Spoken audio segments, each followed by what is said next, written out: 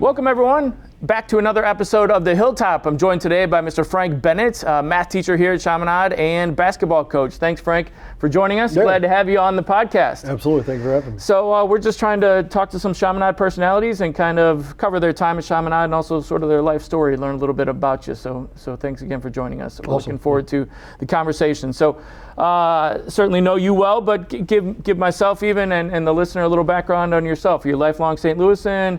Kind of what before Chaminade, pre-Chaminade for you? Yeah, so who's Frank Bennett? Family born and raised in St. Louis, obviously, and then elementary school and middle school I went to, at the time it was called the computer school, but it was one of the West Groves school district elementary schools. And then I went from there to Hickson Middle School, and from Hickson I came to Chaminade as a new ninth grader and knew no one, did not know a soul. Gotcha. So why Chaminade? Why did you end up here? And especially coming from public school environment, why the switch to a Catholic school and why Chaminade? Yeah, my parents thought it was a great mix of everything. They held near and dear for me. The academic and the faith component was very important, and the all boy environment was something that they were looking for as well. And then at the time, you know, the focus of trying to raise the level of athletic performance was Sure. good too. So I was like, well, shoot, they've got all three. Mm-hmm. Let's dive in, and the rest is history. Good for you. Yeah. So you came with no friends or not knowing anyone. Not knowing a soul. Brand new. Brand new. How was that? Did the school treat you all right at the beginning? Was there rough times to start? No, it was fun. I mean, I personally like to get to know new people and dive in, and so. So that wasn't a hurdle for me whatsoever. The biggest hurdle for me was the dress code. You know, that was new to have khakis, and you know, at the time it was dress shoes. So the students now don't know how good they really do have it, because they can wear tennis shoes and we had to wear, you know, the penny loafers and things like that. So that honestly was the biggest hurdle. But outside of that, you know, it was fun diving in and meeting new people, and plus I had my old friend group from my elementary and middle school days, so it wasn't like that just dissolved. I still had that group of friends too, so sure. It was fun. And what year is this? I can't remember what year. Are you 01 graduate? 01, so yeah, that would have been 97, like 97, I believe it was. Awesome, sounds good. So what, besides the dress code, what is first impressions, if you can take yourself back to 13-year-old, whatever, Frank Bennett, in terms of the school, in terms of the academics, in terms of what was some of those first days like? Yeah, so I think when I think back on it, you know, the academics was something that was right. It was exactly what I needed. It was hard. It was rigorous. It was something that challenged you every single day you walked into the classroom. Ironically enough, one of the hardest classes that I had was typing by Mrs. Mess, I believe it was, and I'd never had to type before, and so she had us basically recreate these documents that she had prepared before class, and you had all semester to do it. So, you know, Rob, I wasn't staying after for English or math. I was staying after to make sure I got all those documents typed up by the end of the semester. So, but the cool thing about it was it indirectly it taught you how to manage your time, just because at the end of the day I cared about what I did in the classroom and my academic performance, and so I never thought I would struggle recreating documents, you know, on the computer in the computer lab down in the basement at the time it was. But yeah, that was something that I had to adjust to. So, good story. But no, it was great. It was great, and it taught you how to manage your time, and it taught you how to not make any excuses and just figure out a way to get it done. For sure. So we're going to talk about basketball certainly in your career, but what else while you were here as a student were you involved in? Any clubs, activities, other stuff outside the basketball court? Yeah, I mean, band was something that was a focal point of mine. I know you were a band guy. Yeah, it was fun. I played the trombone for 6 years or 6 or 7 years, and I actually had Mr. Hahn and Mr. Jones as band instructors. I think I was okay. I wasn't the greatest. You know, I probably reached first chair because I was the oldest. Right. But I enjoyed my time as a band student. You know, having played the trombone both at the time it was symphonic band and then the jazz band. It just opened yourself up to different types and different genres of music that I can still appreciate to this day. So that was one environment that was really cool for me to adapt to. And then you had your National Honor Societies, your service opportunities, your Focus St. Louis, which a lot of our students are still doing today, on top of basketball, obviously. So, sure. Whatever was new and intriguing and kind of brought different types of people together, I was all for it. Very good. What maybe a little off the beaten track question here? What between something like in the arts, like playing the trombone and the basketball court? What parallels are there? Is it discipline? Is it the rigor? Is it the repetition and the practice? Do you find any similarities there? I guess. Is my question. I think it's all of that. What I particularly appreciated was the fact that in band, just like on the court or in the field or anything like that, if you just do when you show up and if you just do what's required, I mean, you're just going to be okay at best. And so, with symphonic band, more and even with jazz band, like you had to put in practice after hours, and so that was something that was pretty challenging for me, but I also welcomed it and enjoyed it. I just enjoyed the aspect of just seeing that hard work and the extra hours that you put in pay off. I mean, for a concert on Friday or Saturday, but I know it wasn't a win or a loss type of deal, sure. but if you played well and if you didn't, and Mr. Hahn and Mr. Jones knew if you played well and if you didn't. So those are things that I welcomed and appreciated. Very good. So let's step on the basketball court a little bit. What was your career like here as a player? What levels did you play at? And is that, you mentioned that was kind of not the only reason certainly you came to Chaminade, but one of the reasons to sort of step up your level of play. So what do you remember from your time on the court, especially in the early years, freshman, sophomore year? Yeah, so my freshman year I played JV. My coach at the time was Coach Massa. And he was by the book. He was touch the line every single time, be on time, all the things that we still preach today. And so that was like my welcome to high school sports. I came from a situation where I was one of the better players on the team, and then you plug into a JV squad that was pretty good in its own right, and led by a fiery coach like Coach Massa. And so those are days that were appreciated. Some more so on the back end than during the time, but all the lessons were definitely appreciated. There was one day where we still joke about it to this day where we lost a game that we shouldn't have, and we played particularly poor, and he brought us in the following morning, which was a Saturday morning. No basketballs in the gym, so you're like, okay, here we go, we're about to run, and he actually ran with us the entire time. So it was one of those things where, you're not being coached by someone who's, on the sideline just telling you to do this or that or the other. He's actually down there running with you, which motivates you even more. Maybe he had a bad game on the sidelines too. Maybe he called some wrong plays or something. No, he didn't do that. No, gotcha. He didn't do that. He was. It was all on the players. Huh? Yeah, no, and he was right. Like we deserved it. We deserved every bit of it.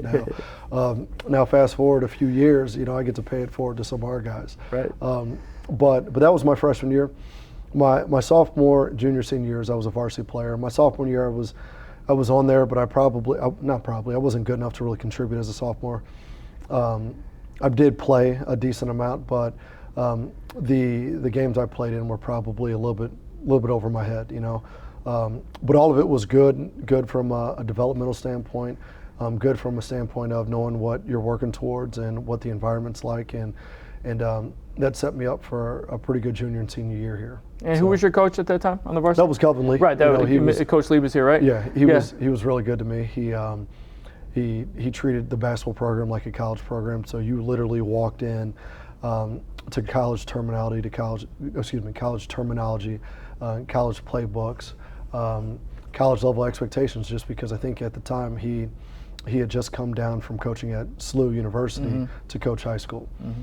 So all of that was really good for me, especially when I transitioned from high school to college.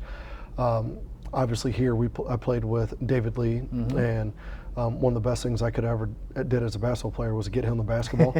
and then so we went from a triangle offense here in high school to playing with a Division II All-American who was 6'11", who needed the basketball. Right. And so we ran triangle then, right. and it was basically seamless. And so I'm grateful for that because it provided a near seamless transition from high school to college. Yeah, so I wanted to ask a little bit about David, talking about him, about number one, your relationship, but also like even at that time, did the rest of the teammates know, hey, this guy has a shot, this guy has a shot to make it big, and what was he like in terms of the high school days? Yeah, I mean, as a classmate, Dave was great. I mean, we obviously hung out on the court and off the court all the time together.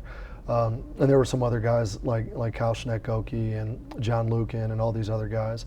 In addition to that, I'd be remiss not to talk about some of the seniors as I was, when I was a sophomore, the Brian Kellys, the Brian Sheltons, the Richie Mullins of the world. Those guys were really good as far as like, just pushing us younger guys and being good to us. But circling back to Dave. As a freshman, you didn't really know, we're all trying to figure things out.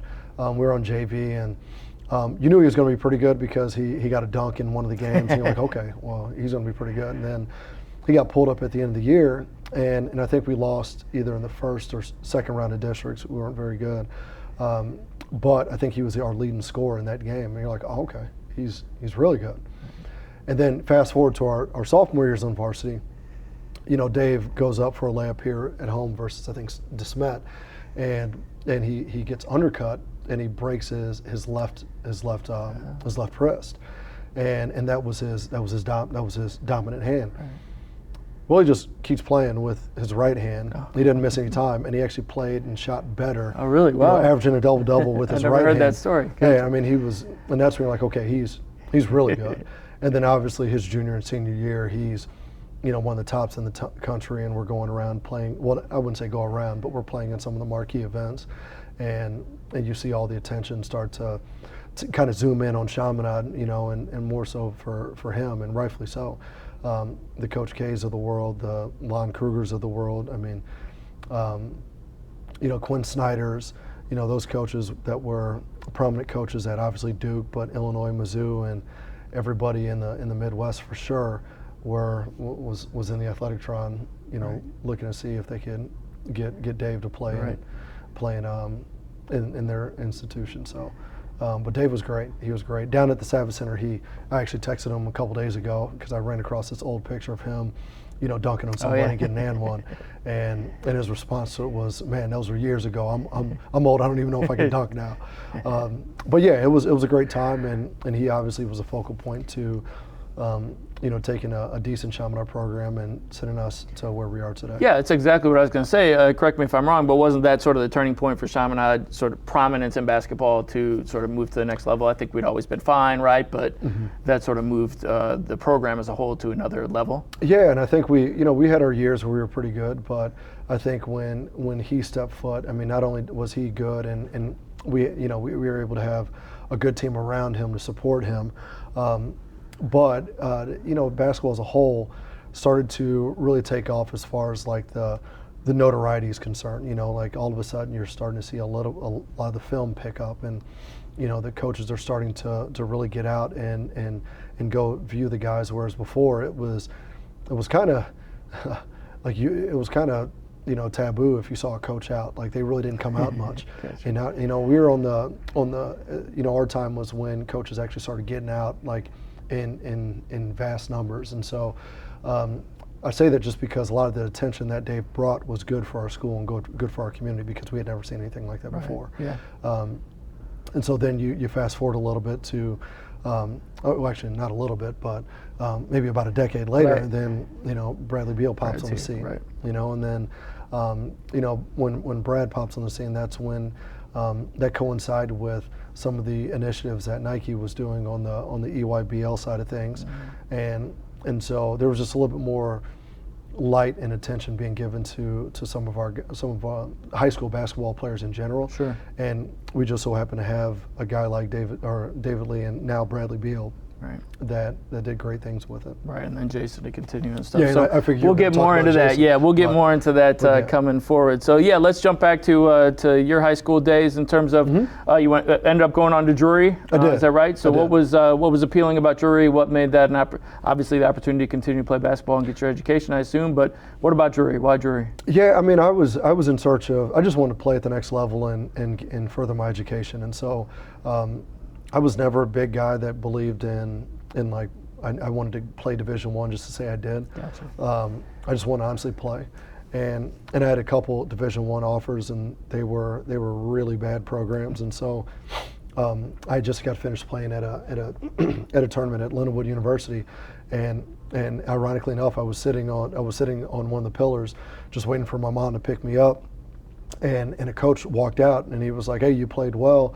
I'm going to be in touch with you." And I was like, "Oh, okay." And I saw that he had his Drury University gear on, and I didn't think anything of it. I knew nothing about the college recruiting process outside of what I saw David Lee go through, and which was a complete 180 compared to what I was going through. And you know, so that was towards the end of my summer, and lo and behold, Coach Gary Stanfield, who was the head coach of Drury at the time, you know, he sent me mail, and then all of a sudden was calling, and then had an in-home visit with myself and, you know, my parents, and then my uncle at the time, and he was just, you could just tell he was very sincere and very persistent, and you know, one of the schools that was a Division I school, Wofford University was far away, and the Citadel was far away, and not that I didn't mind going far away, but I'm like, well, you know, they're telling me that, you know, I could possibly play as a, you know, late in my freshman year, maybe my sophomore years, and I'm like, well, no, I don't want to sit. Like, I want to go in and have a chance to be pushed and play. Now, if I do everything that I can and I can't play, I get that too. But Coach Gary Stanfield, you know, wanted me to play immediately, and he sat down with my family and he talked about the whole plan. As far as like what they did offensively and defensively, but the thing that really sold me and my parents was the fact that he was a big believer of helping his kids graduate and get plugged into the real world, and that was something that none of the other coaches talked about. And so then I started giving Drury a deeper dive, and you start to figure out that you know, some of the things that I wanted to do with my life as far as diving into business and particularly the accounting world. We had basketball players at Drury do that, you know, and you know, one by the name of Phil Castor, who ironically enough was instrumental in me getting my first job out of Drury. So you just start to see all these, and you start to connect the dots, and you're just like, well, that makes a little bit more sense for who I am. And the school was a little bit smaller, like a Chaminade. So you got to know all the instructors. You got to know everybody on a more intimate level versus going to the big school where you're just a number. So I went down on a visit, saw the school, saw the game, and I'm like, oh my gosh, this is where I want to be. And so called Coach up and said, you want me there? I'm there. I'm in. So what kind of basketball player was Frank Bennett? What did you excel in? What was your spot? What was your expertise? For somebody who's never seen you on the court but knows you as a coach, who are you? Yeah, I mean, I would say I was smart just because I did what the coach told me to do. But I wasn't the most athletic, although I was athletic. I wasn't the best scorer, although I could score the basketball. I wasn't the best ball handler at all, but I could bring it up from time to time. But I would guess the biggest thing that I did was I could shoot it, I could defend. I just like being tough. Like I just like the mental aspect of things. So I took pride in guarding the other team's best guard, and again, like I told you, I played with All-American big man. So whenever he was open, I got him the ball as much as possible, because when they dropped the house on him, he'd kick it out and I'd be ready to shoot the ball. You'd so, be open. You know, that was good enough to lead me to have a good college career. And you know, at that time, we had gotten the furthest that we had ever gotten in the Division II ranks. We lost on the last second shot in the Sweet 16. So if that shot doesn't go down, we're in the Elite 8. So had a great career, and you know, if I had a chance to do it all over again, I would do it in no questions asked. Awesome. Awesome. So jumping back to your Chaminade time a little bit, what who are some of the teachers, some of the Chaminade personalities that stood out to you? You mentioned Kelvin Lee, you mentioned Mr. Massa, but who else that might even still be here or maybe not here anymore? It was influential to you on the teacher, administrator, staff side? Yeah, Mr. Gurker was great. He was a great principal. He was one of those guys that that really emphasized the relationship side of things, which was instrumental for me.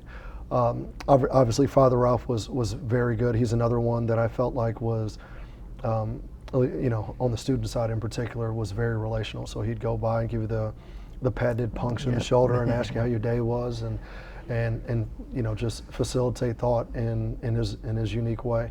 Obviously, Coach Massa is instrumental, and then you get some of the guys that don't get some of the fanfare, but were just as instrumental for me. I would say the Bob Murphys of the world. You take his history course. He just had a very laid-back way of getting a lot of material, locked into your brain for that for that AP exam. And that was not my forte. That I was not someone who excelled on the history side of things. Like, I was a science and a numbers guy, more particular numbers guy. Right. I would say Mr. Bell did a great job trying to teach me stoichiometry. I don't know if I ever figured it out, but I tried. But then I also had, on the English side of things, I wasn't a very passionate guy as far as reading. Reading was always something that was associated with points for me. And I think that Mr. Seward was one of the guys that brought reading to life for me, and was very instrumental in not reading for a Q&A, but more from a discussion standpoint. And so he did a very good job brainwashing you to not really think that you were reading for comprehension, but you were, because you would come in and you'd have these great discussions in class, and you're just like, dude, you just got me to read a 600-page book, and I never would have done that on my own. But he was great. I'm trying to think. Diedrich Smith was a instrumental one, as far as just getting acclimating, getting comfortable into the private school environment, because I came from a public school where it was fairly diverse, and you come to a private school in the late 90s, and most of the private schools in the late 90s weren't diverse. And so he was instrumental in leading the efforts in trying to diversify the school on many different accounts. And then also making sure that guys like me, felt comfortable and felt like we belonged. And so that was instrumental. Throwbacks, Madame Bianco. She was a foreign language teacher. She made French fun, and obviously Phil Rohn was a history teacher at the time. Teaching history. But you could hear him, and I actually never had him, but I would pop in there because his son Evan was a classmate of mine. Oh, he was in your and class. so we ran in the same circles at the time, and so we would jump in there. And I don't mean to run on, but then obviously like Mr. Jones. I think Mr. Jones is a guy that he doesn't say a lot, right? But if you see him in his element, he's really good. And so I was fortunate to see him in his element on the jazz side of things, and just be amazed that he's that's what he was built to do, right? And so like he'd pick up all these different instruments and just take off. But the Dr. K's of the world, I mean, she was very good and just making sure that if you had a certain level of potential to achieve, she was by the book, so like you were getting all the credit that you were supposed to get, and if you didn't, she was on your door, making sure you did what you were supposed to. Take advantage of your opportunities. So yeah, I'm just grateful for. I know I'm forgetting a ton of people. Can't mention everybody. But you finished up your career with an incredible honor, being the SOV Award winner for your class. So if you're in the audience, you're not familiar, SOV Award winners given to the senior that sort of most embodies the school's motto. So what did it mean to you as a student to receive that award as a young man, and even now looking back, maybe what does it mean to you too? Yeah, I mean, Rob, to be honest with you, I was surprised.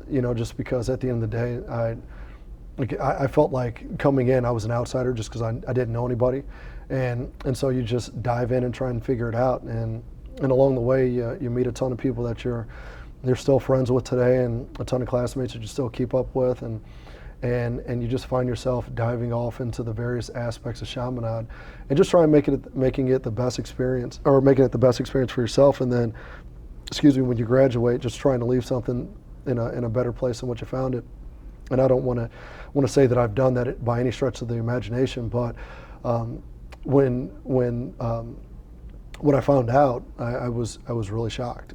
Just because when they go through all of the different keys or all the different characteristics of what that person embodies, you're just filled with gratitude to think that there's people out there that think of you in that regard. So exactly. And coming back here and teaching now, and you're seeing this, you're seeing students get the award, and you're just like, man, it still leaves you with a little bit of gratitude and good for you. Humility to feel like some people then and still do kind of see you in that light. Amen. So. For sure.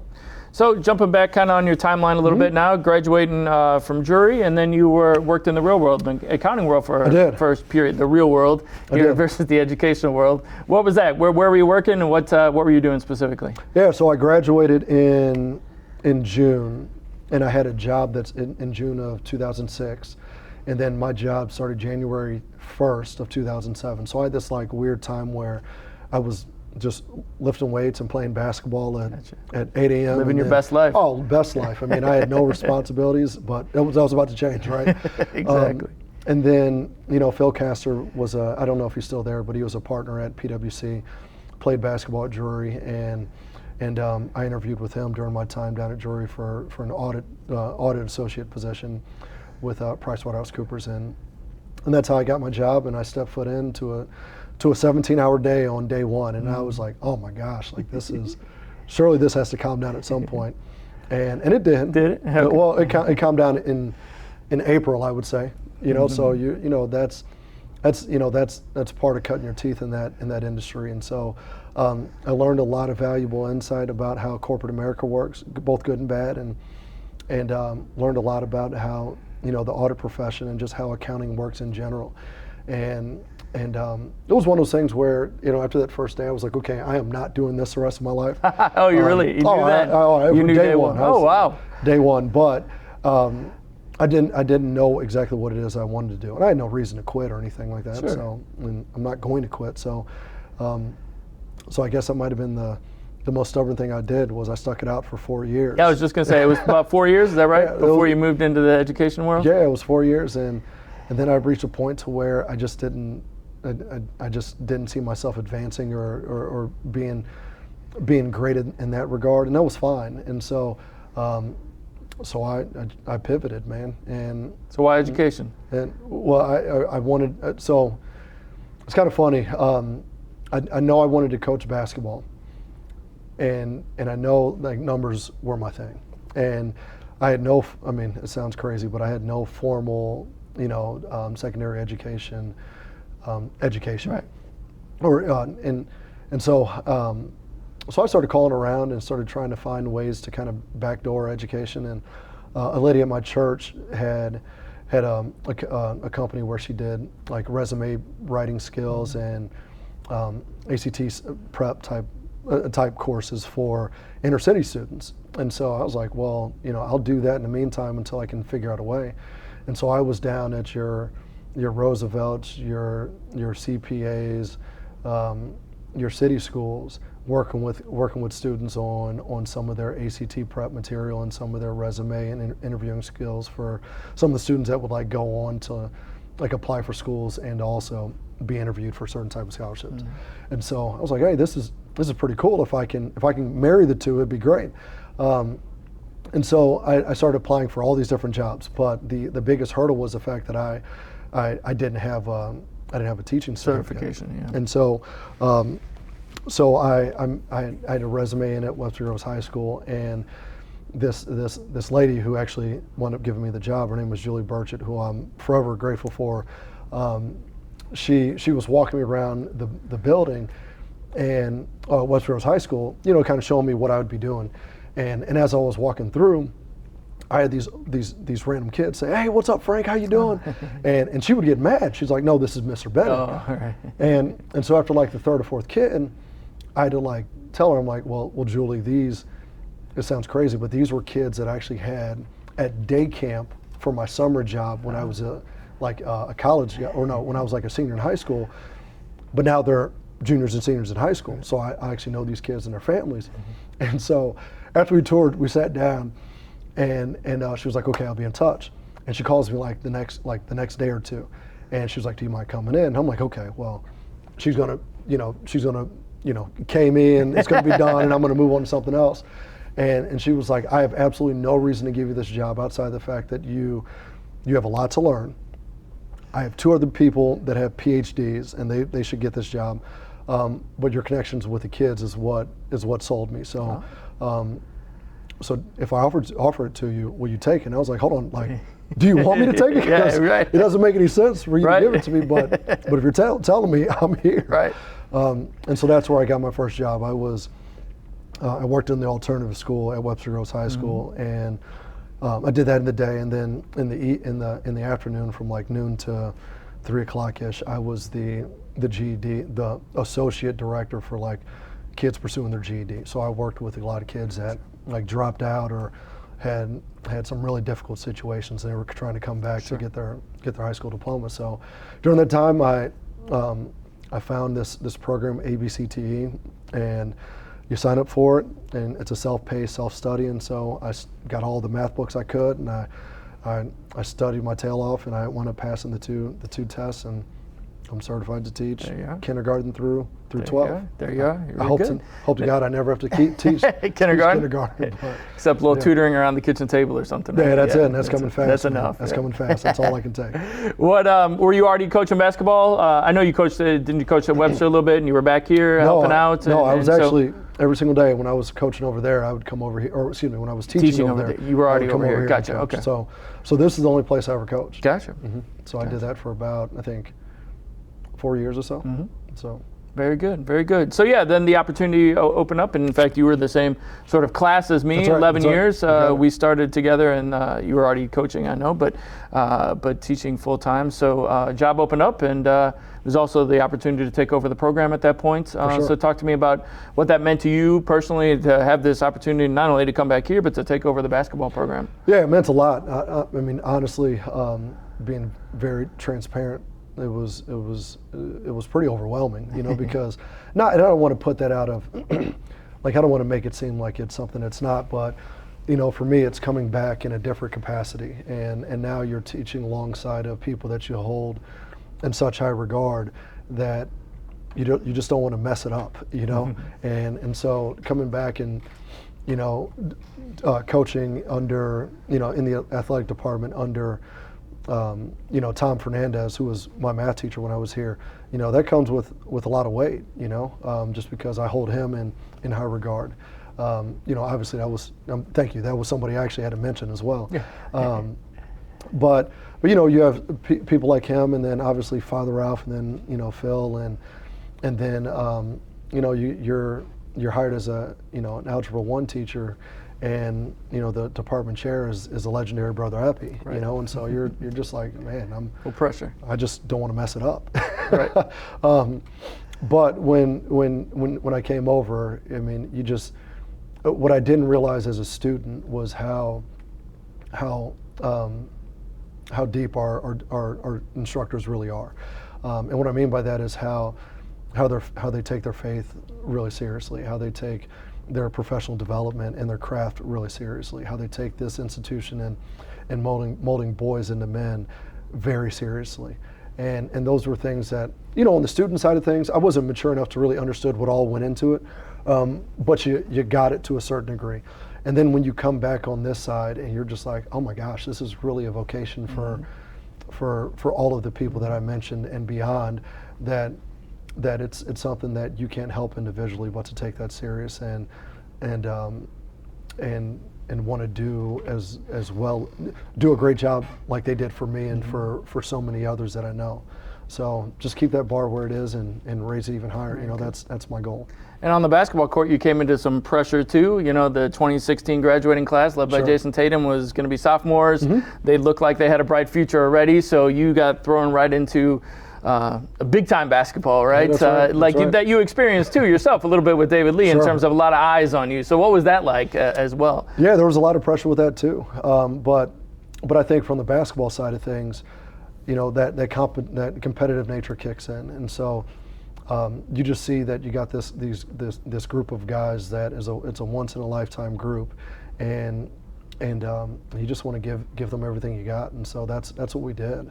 And so to your point, that came with a lot of pressure, a lot of eyes, just because anybody who knew basketball knew that Jason was going to be an NBA basketball player. Everybody knew that he was going to be one of the best ever to play in that league. And so you just wanted to make sure that you gave him everything that he was supposed to get during his time at Chaminade, so he was ready for the next level. And so, that was a pressure-filled time. But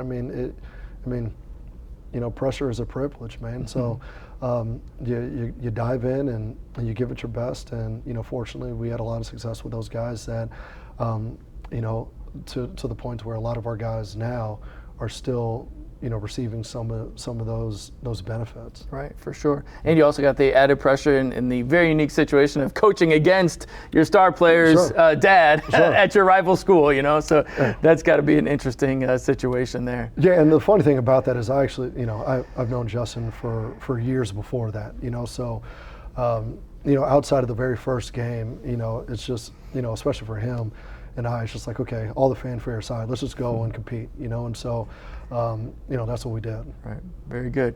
So what, you mentioned once in a lifetime opportunity with that class, and probably is. What do you take away from that 3-year period of having that group, that 2016 group with you that, obviously take away a state championship? I'm sure that's an incredible memory, but even beyond that, what do you sort of take away as a great memory, as a sort of a lasting lesson? What is it you take away from that? Yeah, the family spirit that we pride ourselves on here at Chaminade is alive and well with those guys. And at the time you could see it, but, now, going on year number 12, you kind of, because of experience, you start to have this aerial view, right? And so the conversations go from, talking about basketball to talking about life things. And so just to be able to have that view of where it is now and where it started, there's a group text where everybody communicates almost every single day. There's awesome. 100 text messages a day from the guys. But that's what really is important and special to me, in particular, and especially with those guys. You got, guys in pretty high profile positions. Obviously, Jason's the notable guy that everybody knows. But you have a Tyler Cook that's had his own stint in the NBA and now playing professionally overseas. You have Mikey Lewis doing the same thing, and those guys are still the same guys that they were in many regards when they were here. So when I'll text them or just check in, they'll be that'll lead to a 5-10 minute conversation right. about just to catch up. And so that's the thing I appreciate the most, that those guys had a really fun experience here. Because that's what I experienced. So but then when you transition to some of the basketball side of things, Jason got it from Brad as far as like the work ethic. A lot of it was in Jason, but Jason obviously was a middle schooler when he saw Brad here, and he saw Brad come into the gym at 5:30 a.m. going through his personal workouts. And so then you see Jason do the same thing, and then when Jason graduates, we're still doing the same thing, and that's almost 10 years later. Right. And so it's grown into just what we do as a Chaminade basketball program. And so oftentimes most of our basketball players don't realize that that's where it came from, just because we're so far removed from its origins. But Brad and Jason had a lot to do with that. So there's a lot of nuances like that that are special to me. This past year we had Jason come back unannounced, and he sat and he talked to the guys for about an hour and a half about just the highs and lows that comes with being in pressure-filled situations.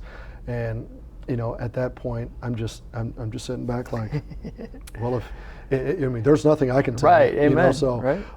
But he was very genuine and sincere about that. And Jason has a way of bringing his stature down to the guys he's talking to. So when he was asking if anybody had questions, I think our guys did a great job. They asked him about 10, 15 questions where he gave very transparent, honest answers, and talk about paying it forwards. Our guys were better players and better men because of it. So a lot of those things are things that people in the grand scheme of things they don't see, but they're things that I'm appreciative of. Sure. And we talked a little bit about David Lee. Hey, did you know when he was here that he was going to be? But everybody pretty much knew that unless he screwed something up, Jason was going to be able to do this, right? I mean, from the day he set foot on this campus or was walking around. So pretty special that it came true, right? Absolutely. It doesn't always work. There's a lot of other guys who you think, yeah, he's the next great thing, and it doesn't. Maybe because of injury, maybe because they don't put in the work or whatever. But it's great to see it paying off for Jason in that regard. Absolutely. For sure. So. What, not to talk, terribly specifically about, specific players or things now, what does the next generation of Chaminade basketball look like? And I don't mean, this player, that player, that player. What do you hope the basketball program does for the school? And what do you hope to what's the next levels to take this program to? I think when you think about Chaminade basketball, our conference is a very challenging, difficult conference. And the way our gym feels on a Friday night versus a conference team, it's special, right? I mean, it's jam-packed. We got student sections going back and forth. There's not a seat available in the house. And so, for me personally, that's something that's near and dear to my heart, just because I experienced it as a player. I actually saw a little bit of it as a middle schooler. And now to be on the coaching side of it, that's something that I would love to see continue and maybe even elevate it in some capacity. But drilling down to the actual Chaminade basketball players, our goal is very simple. We want to mold men into the people they're supposed to be. Make men that are unafraid of expressing their faith, growing in their faith. And then, help molding men in a capacity on the court that allows them to accomplish their goals of playing at the next level. That's what we do, and I'm not saying, we're the best in the country at doing that, but I take pride, and our coaching staff takes pride in what we do, and I think we're pretty good at it, and so, so what does the next level look like? I think for us as a school, it's great to be able to have the program in a position where we can play other schools that are deemed to be national powers, and flirt at that level. With the way that the landscape is changing, the top schools, they have kids coming in for 1 year and leaving. That will never be our school. But if we can have the talent and the kids that are up for a challenge of trying to beat schools like that, I think that's a healthy place for us to be. And then just having the kids that want to put in the work and not only be on that platform, but also have an opportunity to play at the next level.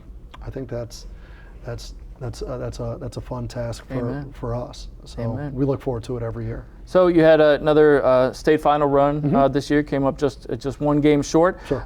With a team led by a range of people, but dominated by sophomores mostly. So what do you look forward to in the next couple of years from that group specifically, and where they can take you? I think the biggest thing is just growth, because I think that at the end of the day, you can't really put a price tag on experience. Experience plays a big factor in many things, right? And so our team was very fortunate to get a lot of experience, both good and bad this year. And we were a quarter short, and so obviously that doesn't sit well with me, and I know for sure it doesn't sit well with our coaching staff and our players. And so the goal is to get one more quarter, and so that's the goal, and do it with a great group of seniors too. Last year we only had one senior, Michael Rachel, who was great for the program, but as you know, the amount of seniors you have, it ebbs and flows, and this is one of those years where we'll have 6 or 7 really good seniors, both from a basketball standpoint, but holistically for our school. And that's the type of group that you want to go out on top with. Obviously, you wish you could win every year. Coaching is kind of one of those things that when you sign up for it, if you do it for 30 years, I mean, most of those years you're probably not going to be the number one team, in the state, but it's the journey, that's the reward. And so my goal is to take what we learned last year and hopefully reap the rewards of that this year. Yeah. And as a fan and as a teacher of a lot of those guys this year, that was what I loved about your team, and you mentioned it this year, of you had some struggles, you had some lessons, and they weren't all good lessons. You lost some games I think they certainly expected to win, and that your record, win-loss record maybe wasn't what they hoped it would be or you hoped it would be, but you got there in the end, and you came up a quarter short, but you got there, and hopefully you took a lot of lessons from this year that'll pay dividends going forward, right? Yeah, and it's really important for when you're talking about being challenged and being pushed. Like you have to play the best of the best, and you have to get in that uncomfortable space to see how good you are, and you'll either find out that you're pretty good, or you'll find out that you fell short. Both are really good things in perspective, and that's another thing. You said earlier, what's important, or what's the next level of Chaminade basketball, is to be in all of those events or environments where we're playing, the best of the best, because I think that not only is that good for our school, our community, but it's good for, good for our players to really see where they stand. You don't get anything out of scheduling teams that you feel like you can beat. Whoever's good, you want to play them, and get the most out of that opportunity. And repetition helps breed success. We were talking about that earlier with Vader in our other podcast of, once he got some success on the soccer field, that helped bring in other players that wanted to be a part of that success and wanted to be a part of that. And certainly that's happening with the basketball program as well too. Speaking of which, just a little funny story. I was in New York City about a month ago, and at the Adidas store, the random employee, I had my Chaminade football coat on, and he's like, "Oh, Chaminade," and I thought he was going to talk about Chaminade New York, or that he recognized. Chaminade Madonna. But he's like, no, I'm like, yeah, and he's like, in St. Louis, right? And that's where Jason Tatum went, right? So some random guy on the streets in New York City knows who Chaminade St. Louis is because of Jason Tatum, but also because of the basketball program, which is pretty cool. That's great to think about. So at least raising the profile of the school. That's right. Not that guy's going to have a child to send here or anything, but just sort of the awareness and knowing who we are. Correct. In that way. It's fun. Well, thank you for your time today. I always like to wrap up with one question, and this question maybe has a little separate or special meaning for you, being an Estovere Award winner. Is what do you think Estovere is? What does Estovere mean to Frank Bennett? It's the motto of the school. So I always like to conclude by the person sort of reflecting on what does that phrase mean to you and in your life's work. Yeah, so I think that obviously it's Latin for to be a man, right? And that's our school motto. I think that when you look at society and you look at the way life kind of works itself out, I think the world desperately needs true men, like men who are unashamed of who they've been called to be, and not by a worldly standard, but by a gospel standard. And so I say that just because I think that at the root of Estovere, that's what it is. Not just some macho, be a man and, bench a ton of bench and do all this chauvinistic stuff. It's just like, no, man, like who have you really been designed and called to be?